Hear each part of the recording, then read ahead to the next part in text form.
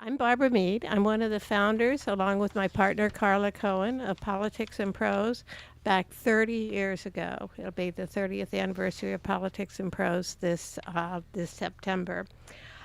This evening, we're going to find out what's in that secret sauce that makes us all just salivate when we hear the word Italy and just long to go. It's never been defined, but I hope that we get a little bit closer this evening to finding what that is.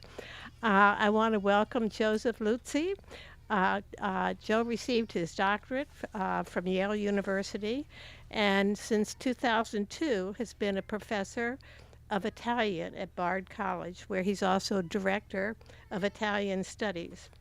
Outside of the classroom, he's an active literary and film critic. It was only recently that his review of Clive James's new translation of Dante's Divine Comedy appeared in the New York Times Book Review. And also, you may have read his reviews and essays that have appeared in the Los Angeles Times, the American Scholar, Times Literary Supplement, and many other places. And now tonight, he's going to talk about his new book, My Two Italies. He's written an earlier book titled Romantic Europe and the Ghost of Italy, which won the Scaglione, am I pronouncing that right? Scaglione. I, Prize from the Modern Language Association, as well as it was a selection of a Choice magazine as an outstanding academic title. And then just this summer, Johns Hopkins University Press published his book on the aesthetics of Italian film art called The Cinema of Poetry. Joseph also won the Yale Teaching Prize as well as the Dante Society Award for Best Graduate Essay. My Two Italies is a memoir of his parents' move from a long family history in Calabria to America, where Joseph became the first family member to be born in America. Somehow, as the first American in his family, it fueled his search for what was at the heart of Italian culture, far more than any family members who had been born previously in Italy. NPR describes his new memoir as elegant and thoughtful. So tonight you'll discover he's not only a student of Italian film, of Italian poetry, of Italian art, but he's a connoisseur of Italian cooking as well, the long, slow kind from southern Italy. So he's going to tell us all about that, and I told him that I hope that he'll start with a earlier childhood story about the pet rabbit that his godmother gave him. So here's Joe Luzzi. Thank you, Joe.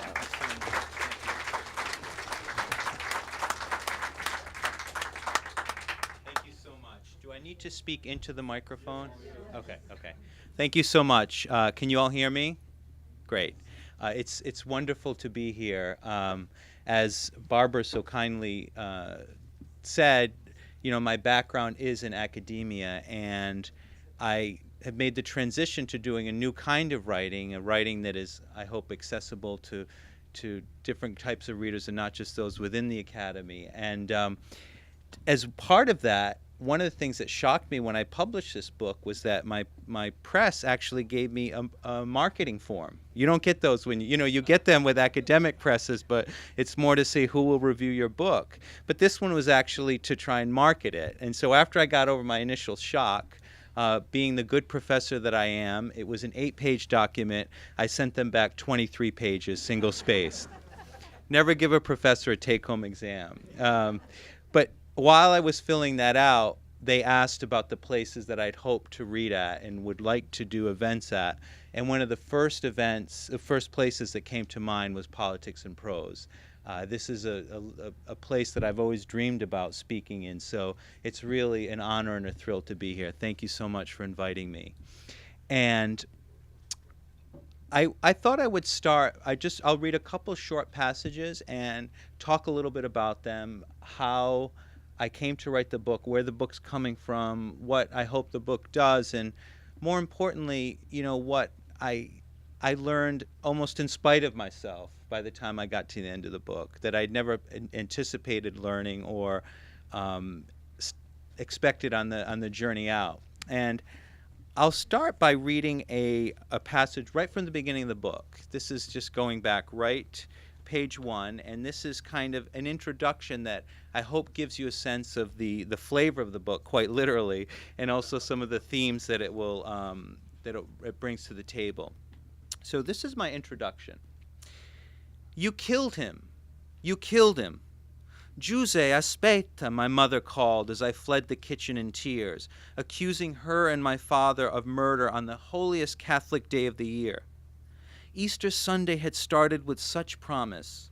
That morning the house had been filled with the smell of frittata, a sausage, egg, and cheese casserole that left rose-colored oil slicks on your plate. I mopped them up with upana di Pasqua, the Calabrian Easter bread made from 2 hard-boiled eggs baked into a figure-8-shaped dough that was flavored with anise. As the flavors were blending, I had awaited the arrival of my favorite relative, Kumara Amendina. The mere mention of my godmother's name could halt card games between my father and his expat circle.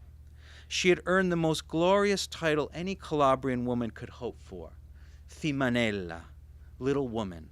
She who cooks, cleans, bears children, nurses grudges, would sooner self-flagellate than commit adultery, and doesn't put on too much weight with the passing of years, as opposed to the non-Fimanelle, huge women who roamed Little Italy like mastodons in black dresses.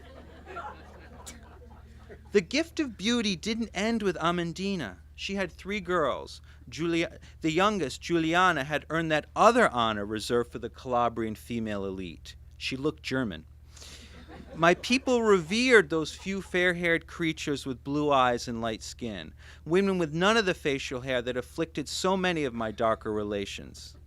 I was one of these black-haired and brown-eyed creatures myself, but I too had something that set me apart, something suspiciously Americana that seeped out of my adventure books and striped rugby shirts.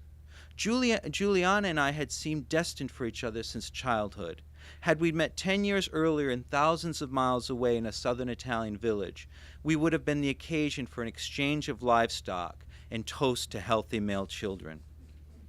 As it was, she and I just stammered around each other, too paralyzed by the old world expectations to have anything close to a normal conversation. My godmother Amandina arrived, and with a living, breathing present, my very own Easter rabbit. All during childhood, I burned with envy as I watched other children care for their pet cats, hamsters, even parrots and lizards. Though our yard teemed with winged and hoofed animals of all kinds, our home was off limits to the non-human. I casa sono per gente e gli animali per mangiare. Houses are for people and animals are for eating, my parents would say. Anything with 4 legs was banished from the house, especially the dogs, the animals I yearned for more than any other. I often saw my parents carrying a decapitated chicken or a bucket filled with crows shot from a downstairs window. Pasquale and Yolanda Luzzi were hardly the ideal steward for man's best friend. The one dog we had, Sam, was kept in an escape-proof doghouse sealed with wire mesh. Sam was no fool. He ran away a few months after arriving. Maybe he saw my father wailing away on our poor goat, as was his habit, and realized he would be much better off with a real American family.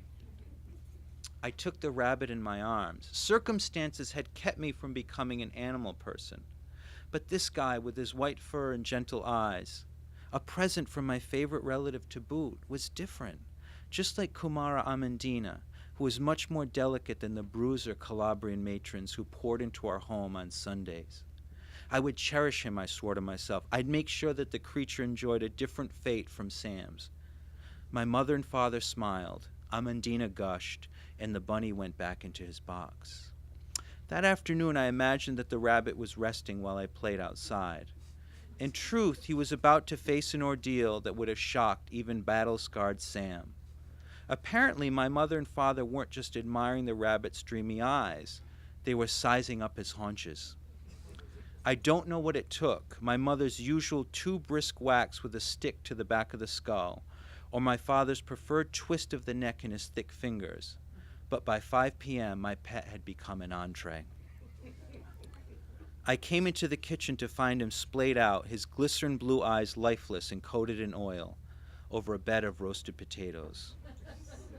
It took my mom an hour to calm me as she explained that she and my father hadn't tricked me.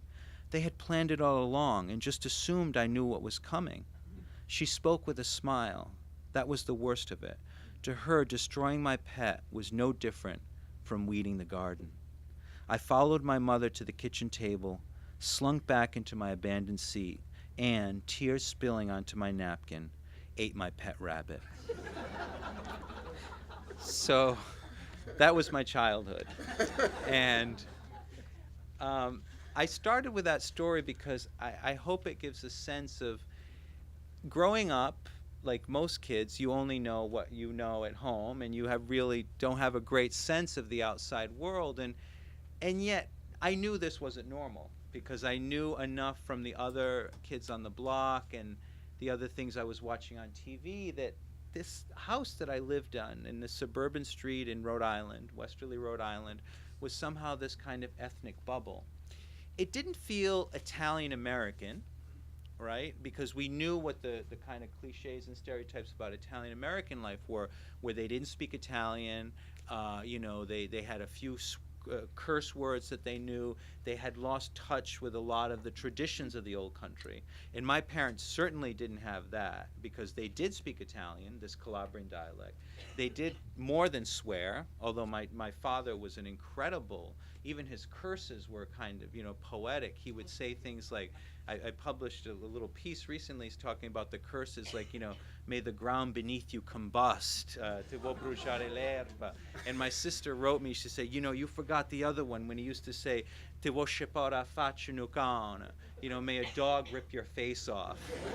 So these were the kind of the colorful language that serenaded our youth. And so I knew this wasn't typically Italian-American. We certainly weren't American either. And so I felt in this kind of ethnic limbo. It was neither an American house, an Italian-American house, or a truly Italian house, because my parents didn't speak standard Italian.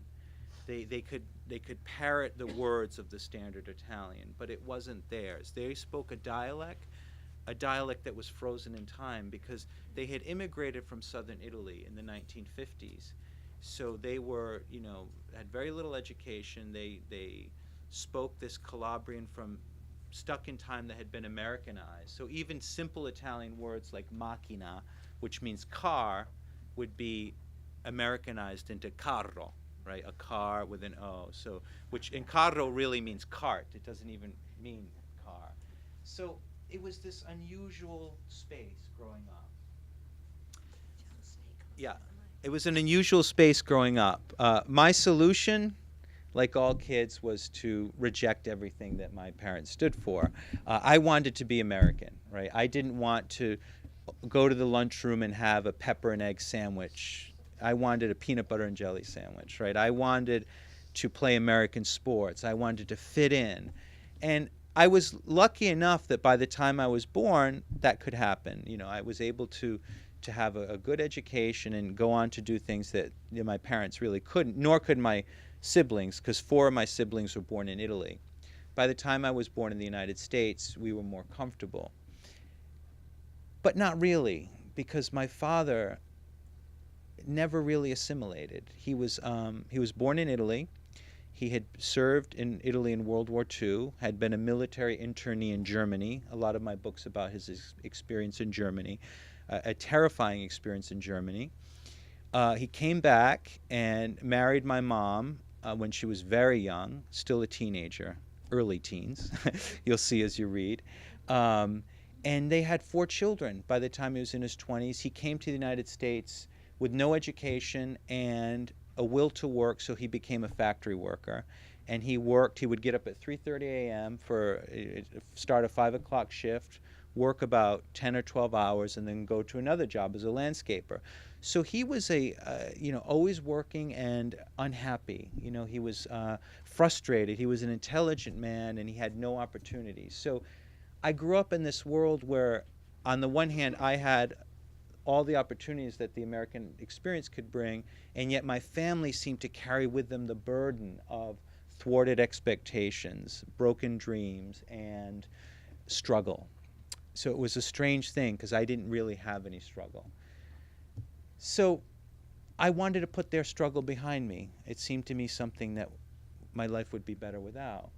So I ran from their Italy, their southern Italy, and I embraced another Italy, northern Italy. If they were Calabrian, I would be Tuscan. If they were from the hills outside of, Naples, I would live in the hills outside of Florence. So beginning as an undergraduate, I decided that I would spend a lot of my time and life and career in Florence. And a lot of my book is about the tension between these two Italies, the southern Italian world of my parents, this earthy immigrant world of the Italian South, and the more kind of high cultural, refined Italian North that I made into a career as a professor of Italian. But like all dichotomies, that's too simple a story. It's the book's about that nominally. What it's really about is how the Italian South never left me, and how my parents' story never left me. When I decided to, why I wrote this book in a way was because I had gotten to a point in my life and career where I was pretty settled. I was comfortable. I was a tenured professor. I had published scholarly work that I believed in and was, a meaningful conversation to me. And yet it didn't feel enough. It didn't feel enough because I'll never forget bringing home my academic book and showing it to my family and them treating it as though it were, this a piece of furniture, something to look at and to keep the dust off of. But they were not going to read it.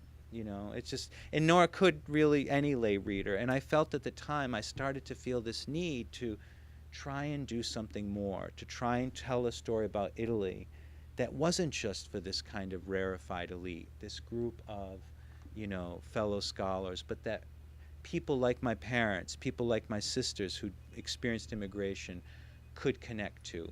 And so I decided to write this book. And it's a book I'd wanted to write for 20 years, ever since I started graduate school.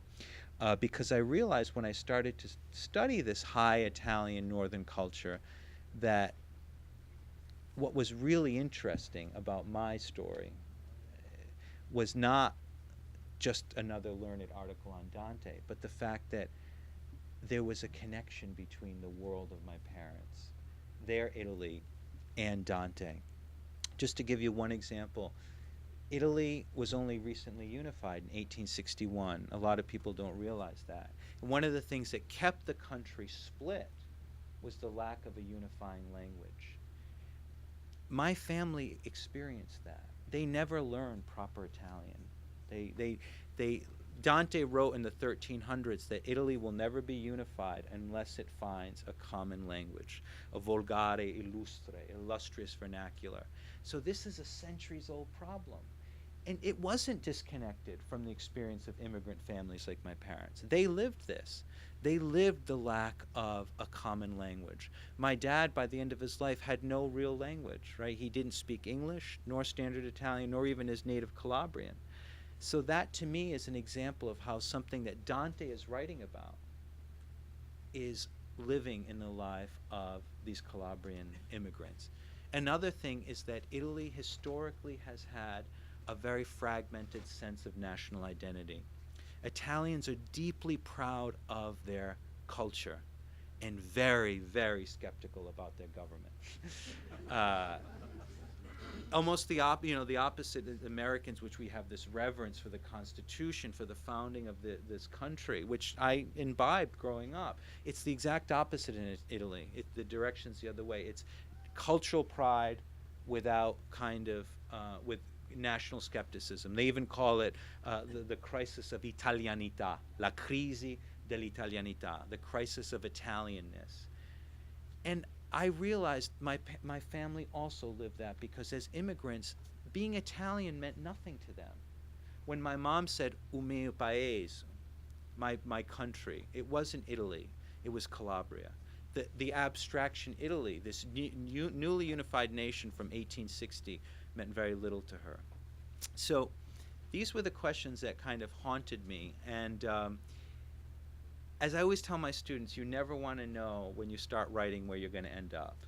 I'd been wanting to write the book for 20 years, and then I finally built a good relationship with a publisher. He got interested in the project, and we decided to go ahead with this book. And the book that I had planned to write was a book on Italy's contemporary crisis in the Berlusconi years, and how the crisis under Berlusconi stretched back centuries to Dante, which would have been a perfectly plausible idea for a book.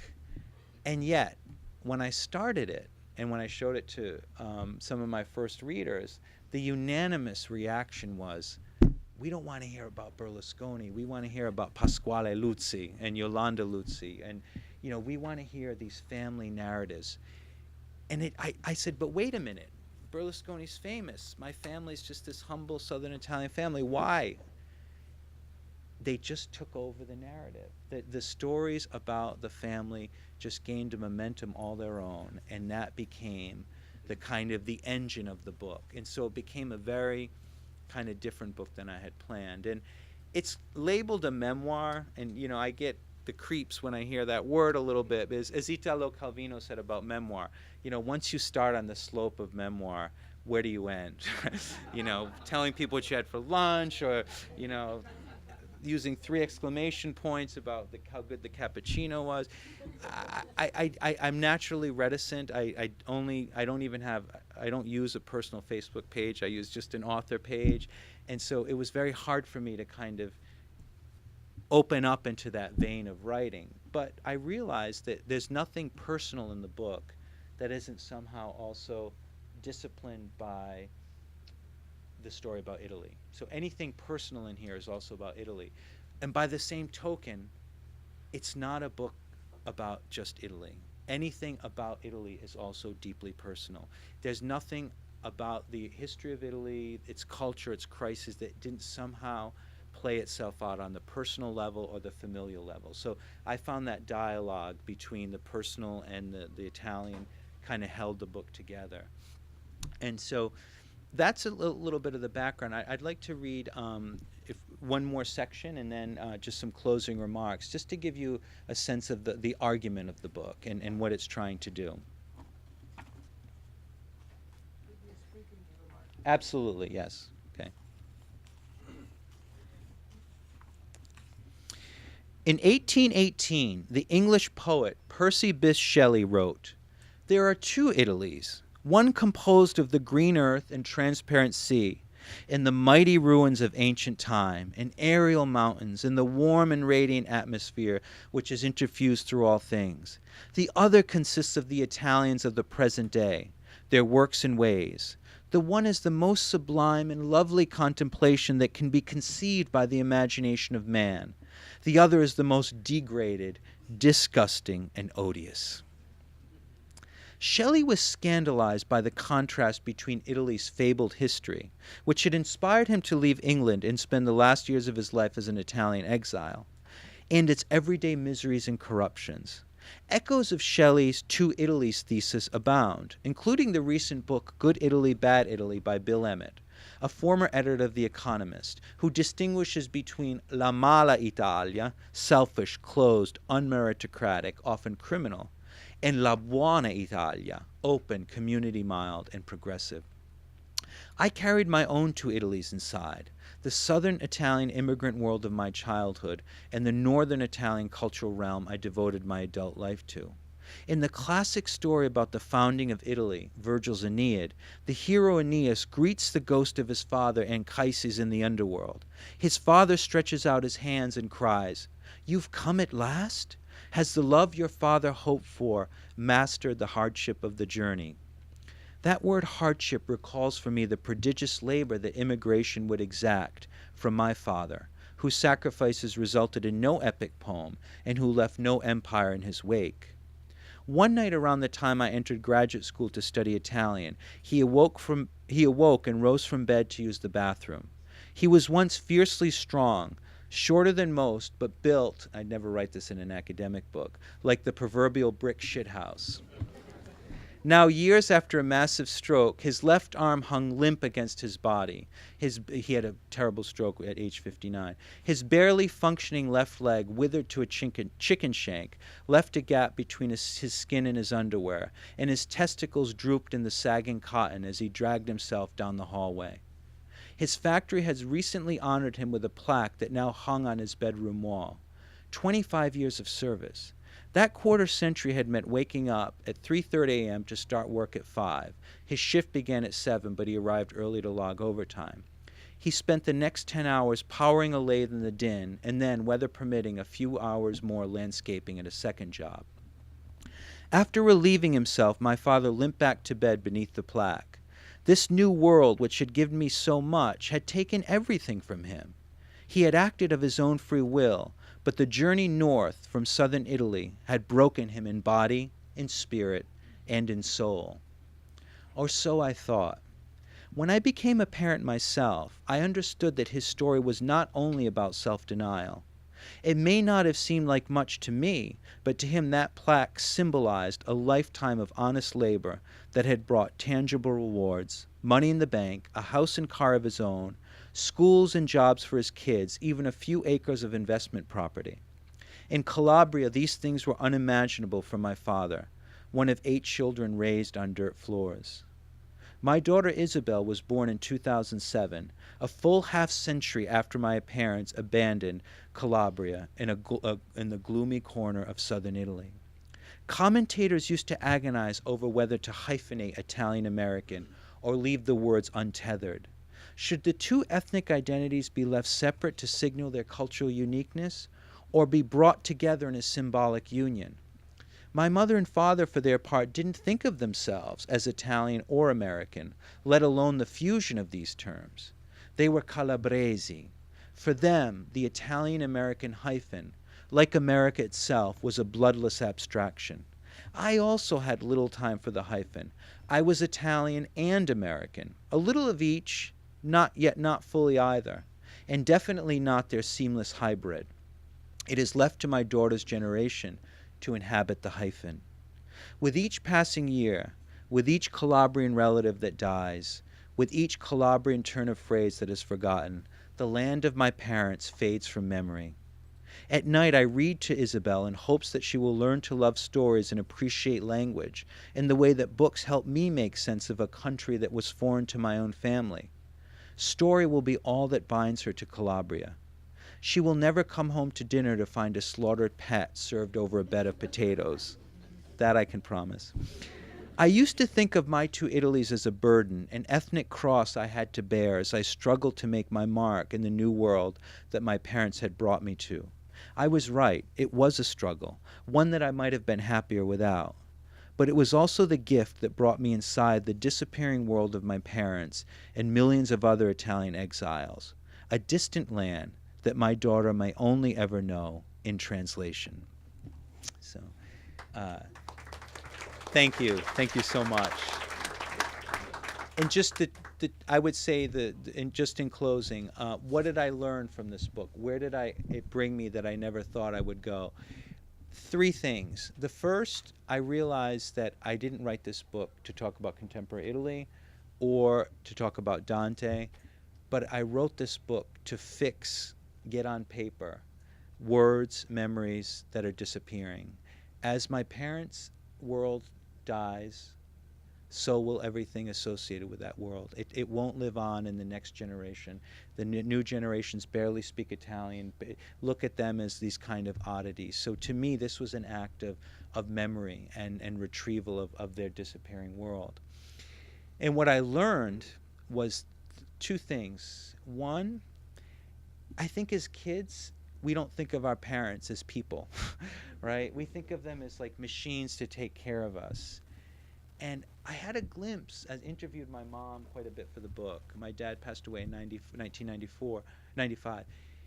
I realized that they had a life in Italy, and that it was a different life, one that was off limits to us. And that, my dad, who had had this very difficult life, my mom said at one point he had been happy, carefree in Italy.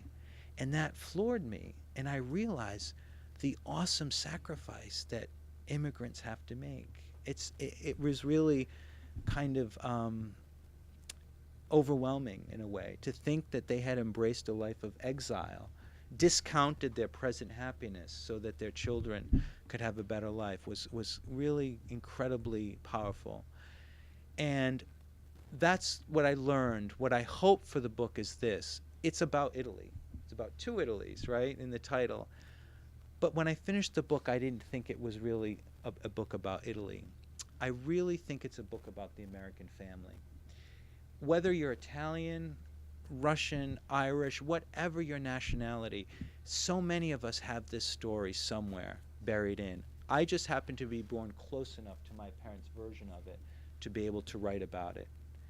But there are so many American families that have been through a similar experience. So my hope is that the book can resonate to readers outside of the Italian world. Thank you so much. Thank you.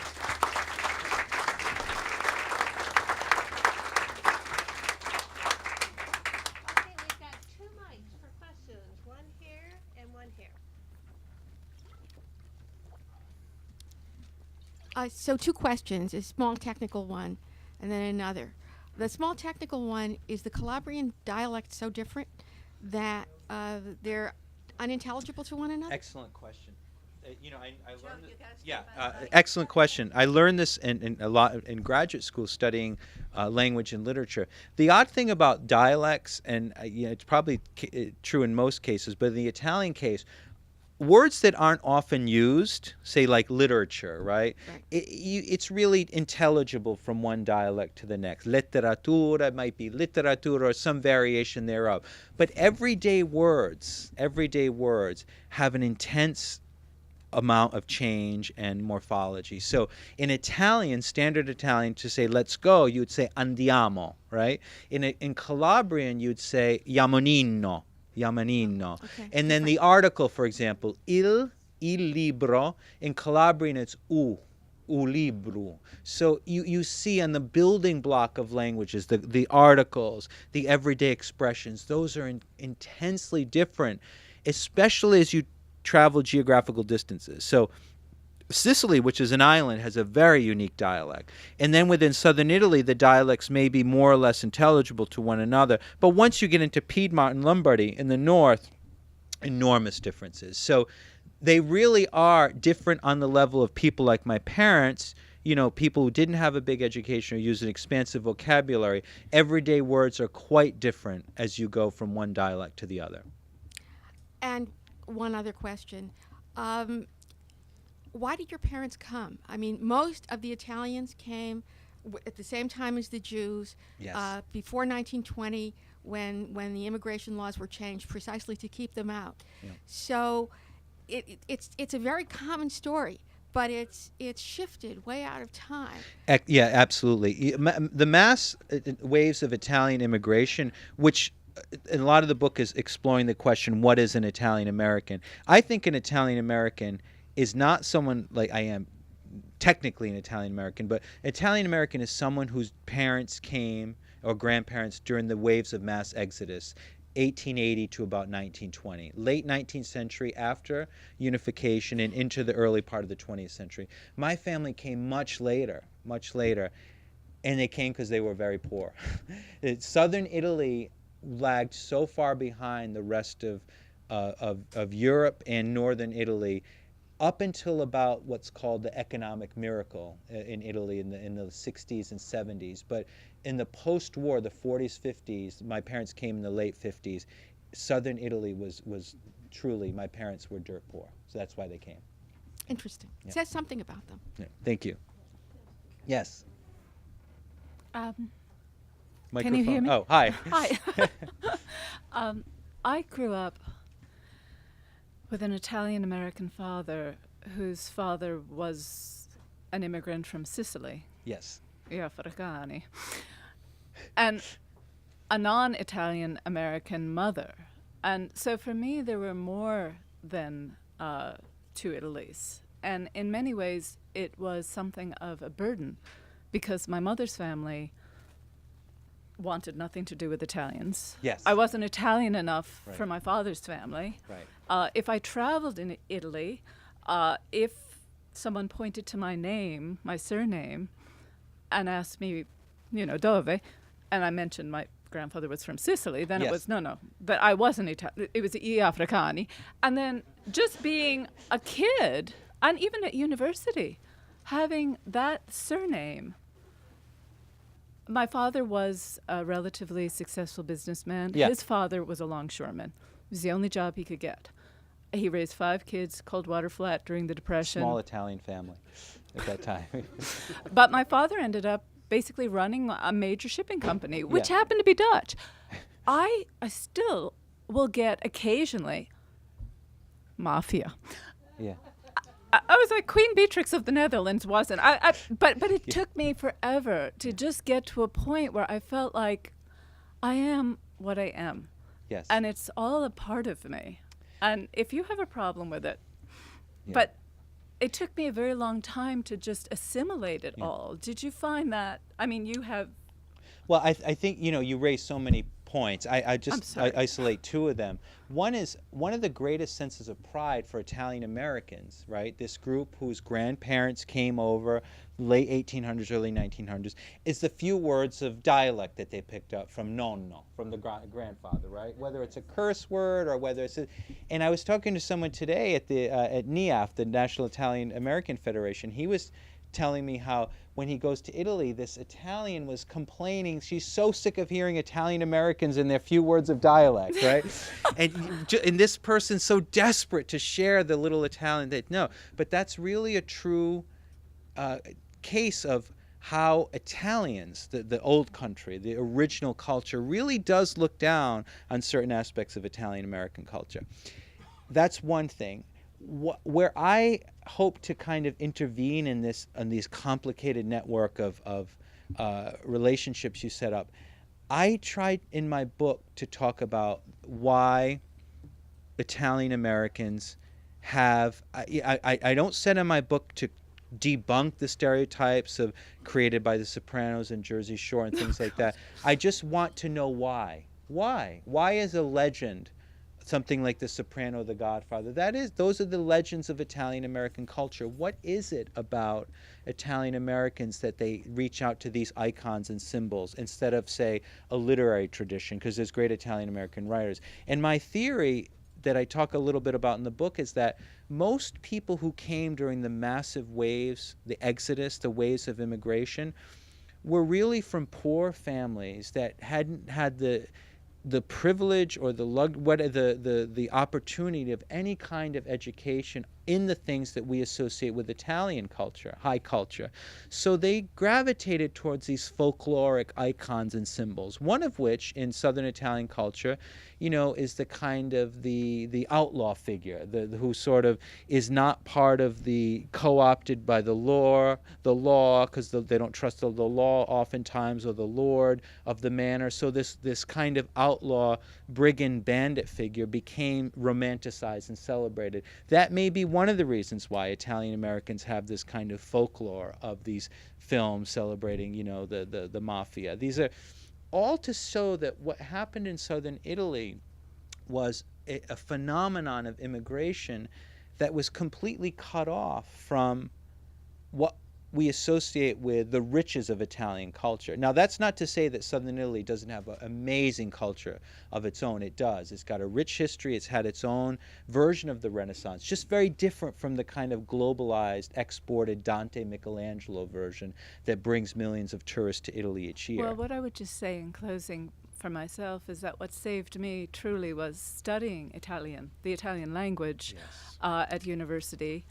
Took me a long time to connect Carfone to Gavone, but reading Leonardo Sciascia, Pirandello, so many wonderful writers that were from southern Italy. Just to close that parenthesis, one thing that I really believe, one of the problems, the impasse of Italian American culture, is the lack of understanding of the Italian language and Italian history. It's really there's a kind of sentimentality and a nostalgia for so much, and rightly so, of this family history. But I think one of the ways Italian Americans can really reconnect to that world that they came from would be to learn the beautiful language, to learn the incredible complex history of Italy, not just ancient and Renaissance, but also modern. And I think that will be, I see the upside as enormous because there's so much to learn. And I hope that my book, in its small way, contributes to connecting these it's either on the one hand the Tuscan sun, right? On the other hand, the Jersey Shore. What's in between? Is there a cultural ecosystem in between the Jersey Shore and the Tuscan sun? My book tries to bridge that gap. That's why, from an intellectual perspective, there's a whole emotional and personal reason why I wrote this book. Intellectually, I felt, as a scholar of Italian history and culture, that a connection hadn't been made between problems, crises, and questions in Italian American culture and problems, questions, and crises in Italian culture. And so that's... Grazie, Lettore. Grazie, prego. I feel like it's like my PhD oral exams. I already passed, thank God. There was a book by a colleague of yours, Ian Baruma, Yes, writing indeed. about the death of Theo Van Gogh. And he looks at the assailant, murderer, and he posits that with immigration, the first generation is always frustrated, alienated, displaced. The second generation doesn't know who they are because they're neither fish nor fowl. It's not until you hit the third generation that people begin to assimilate the life of the country that they're in. Would you agree with that? I think there's a truth for that, and first I'll answer just from a personal perspective. My situation was a little odd because, in a way, my parents were really what most people's grandparents or great-grandparents were like. They were that close to Italy, so it was a little bit unusual because they came so late, and I was born much later than my other siblings. But I think there's truth to what you say, and yet, in a way, why I wrote the book is precisely because of a lot of what you say is right. The third generation starts to lose that sense of the struggle, right? The sense of what makes this culture unique. And the struggle's not pleasant, right? You're confused, it's awkward, you don't want to have such, growing up, my mom would cook tripe, this horrible smell, and it's the last thing I wanted in the house, to have this smell. But gosh, I realize now I was so lucky compared to my nieces and nephews who are much younger, who don't have that. It's not even, you make it seem like an active process, assimilation. I think it's more passive. It's just, you're not surrounded by it, so it's not part of your world. You don't even have to try to assimilate. By the time, as my editor said, I think was so well put, he's like, he's also Italian American. He said, thinking about his own kids in an Italian American context, dissolution, dissolving is not resolution, right? Just because something dissolves doesn't mean you're solving the problem. And I think that's, to me, why this book became a necessity, because with the third generation, with the resolution, if you will, of the kind of crises of immigration, came forgetfulness, oblivion, and radio silence. And that's why I thought, because of my background training and desire to write this book, I wanted to do what I could to stop that process. Thank you. Thank you. Yes. Hi.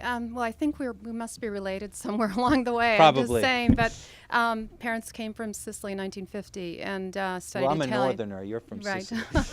But I did study in Florence also, and I wonder two things. One is, do you remember the person you were back when? When I was growing up. Yeah, and secondly, because my struggle has always been forgetting that person, trying to hold on to it, because as you go on and study, you begin to lose that. And secondly, do you think, all of my relatives who are still in Italy now, I find the current generation is looking to go back Yes. and capture that culture in Yes. southern Italy. And I must say, some of the things I appreciate most now came from my parents who had no education. They knew opera, they knew that's folk right. stories, they knew quality. They were extremely clean. I mean, all of these things that came from them. So that's my two Yeah, it's an questions. excellent question. When I started writing the book, and it was more political, more about like contemporary Italy, and I was sort of dutifully plodding along, and then one day I started to write. I remember very distinctly about coming home from school and smelling the tripe that my mom used to cook. It's basically blanched, this cow stomach lining that's cooked. It's the most powerful smell I think the human can manufacture. Well, animal can manufacture. It arrested me in my tracks when I would come home from school. There were other great smells. My parents, a lot of my book is about, they were really kind of at the vanguard of like the slow food movement. My mom baked her own bread. They raised their own animals. They bottled in their own vegetables and preserves. It was an incredible like little farm in the suburban Rhode Island setting.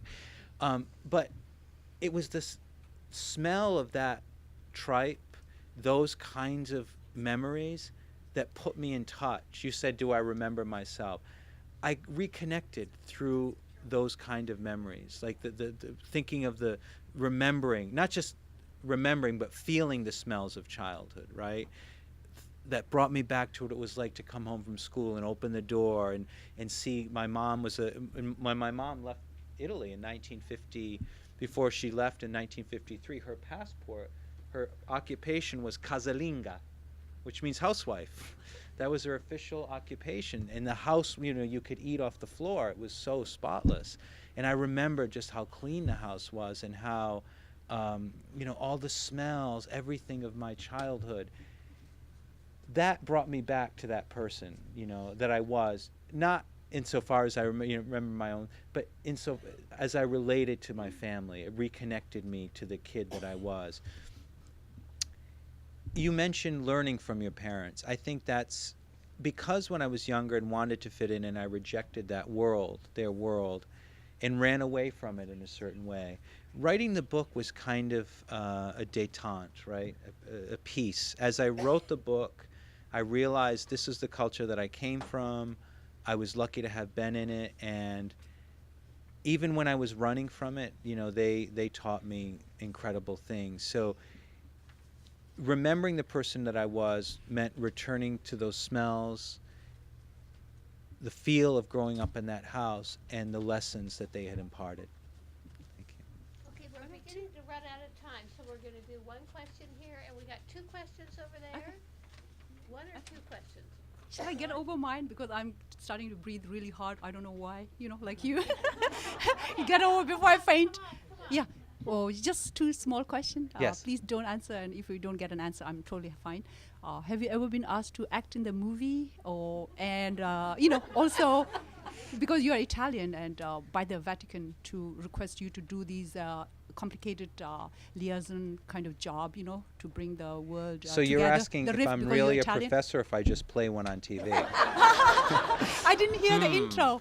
And then second part is, did you see while writing your book, in your research, which I hope you did. If not, then forget it. Otherwise, did you have any like when I do my research, when I worked in the news media, I find out like a lot of good things, but few bad things also. So like the World Bank, IMF, UNO, and all these things which fund a lot for the poverty-stricken regions. Yes.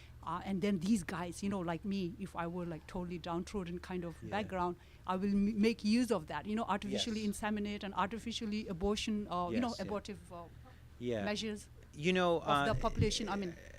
Balance. In terms of researching the book, I thought the book would be driven by a lot of time in libraries and archives. It turns out that a lot of the hard work had been done because I had a doctorate, I'd been teaching for several years, I'd written a lot of other things in the kind of Italian scholarly realm. The research ended up being talking to people and talking to family members. There were some key interviews with Italian public figures. The founder of Slow Food, Carlo Petrini. I had a great conversation with a former politician, Romano Prodi. So it became about conversations, both with family and with Italians, not just public officials, also regular Italians. So what I learned in these conversations was that books only tell you so much. You know, there was when I wrote an academic book called Romantic Europe and the Ghost of Italy, in which the poet Shelley says at one point, Rome is a city of the dead. All you see in Rome is, you see nothing of present-day Italy. And being a good scholar, I attacked him. I said, how could he say that? The population was over 100,000. He could just have looked around and seen contemporary culture. And then when I went to Rome in 2012 to write part of the book, I realized that Shelley was right. There was something in the air. You know, this was after the government had fallen. This was when Italy had 120% public debt of its GDP. And all I saw on the streets was the usual kind of lethargy and withering cynicism. And a film like The Great Beauty captures this, if anyone's seen The Great Beauty. The weight of the monumentality of Italian art, the heaviness and the burden of beauty that can somehow crowd out the present. I think that's what Shelley was saying. You know, it's a city of the dead are alive, sometimes so much so that they cancel out the living. And so, you know, he was too brilliant a person to say something that was, you know, to be taken glibly, which I think as a scholar I took his words on the surface. Writing this book and talking to people and getting their impression of life in Italy, reading between the lines, as it were, I saw that there were certain things that it wasn't enough to think about as a scholar, that kind of research would only get me so far. And so what I discovered was that, as it came up in a recent interview, as the guy interviewing me said, you know, what I like about the book is sometimes just ask your mom. And I think that's a real lesson here. You know, just if you really sometimes just listen to her. I recorded these interviews, and they were a wealth of information. And it was, you know, she was a living history. She had lived through the Italian post-war. She'd lived through immigration, emigration, all these things that we read about in history books that we can research. And it wasn't enough. I had to talk to the people who had actually lived through it. So, yeah. Okay, last question. Yes. I'm from Rhode Island. Oh, great. Which town? Actually taught school in Westerly. Oh, my God. Were you my teacher? Huh? I don't know. I taught Italian in Westerly. But I went to Brown University where I studied Italian. Oh, I'm sorry. No, I went to university. I studied Italian. My family was Olympia and Antonio di Cecco Palumbo. And my father was the only one of his family who spoke Italian, and I was the only one of my generation that took it up and taught it and that kind of thing. And that was a great deal of fun. It's always stayed with me for a very long time. My mother's side came from Fusanone, and Yes. actually I went to where my Nana's house was. That was my mother's side, but they were much more sophisticated. Yes. Now she came with money, and and they got jobs in New York, Yeah. where my Olympia and Antonio were pretty poor all the time. Yeah. But I learned so much from my grandmother, and it was a wonderful experience. The cooking, the whole 9 yards. I was at her knee the whole time. One of my funnier memories is, you know, you always had the big sauce on Sunday. I'm Yes. sure you did too, the big tomato sauce. And we're going to the beach near Westerly, and my father went over a big bump in the road, and the sauce spilled all over the trunk of the car. Well, I mean, this was practically a tragedy. Yeah. I remember the story so well. It took hours to clean it up, but there was so much of that in my life, and I treasure it. Well, almost everyone's gone now, but it's still been a lot of fun, and I still love Italy and Italian. So. Well, you know, just to kind of, with closing, I think an interesting point that you raise about Italians who have mobility, who are cosmopolitan, and a kind of Italians, immigrants who left their country, came to this one and weren't sophisticated and didn't travel. I often asked if I wanted to get Italian citizenship, and I don't even know if I can. My parents actually had to give up their Yeah, usually you have to their give it up. Italian citizenship. But my answer is, you know, my parents weren't that kind of mobile, global, cosmopolitan set. I just couldn't imagine just casually becoming the citizen of another country. You know, when I think of what they went through to become American, and now I'm just gonna like sign some doc or whatever it takes to become a dual citizen, it just doesn't seem right or incongruent to the Yeah. kind of journey that they took. So, Yeah. you know, my gut feeling is that, you know, my passport and citizenship as American, even though I love deeply Italy, obviously. But citizenship is something that is hard won, and you struggle There were for. all those Italians in Yeah. Westerly. My right. father used to love to go there. Thank you so Well, much. thank you. Thank you. Thank you. Thank you so much. What a pleasure.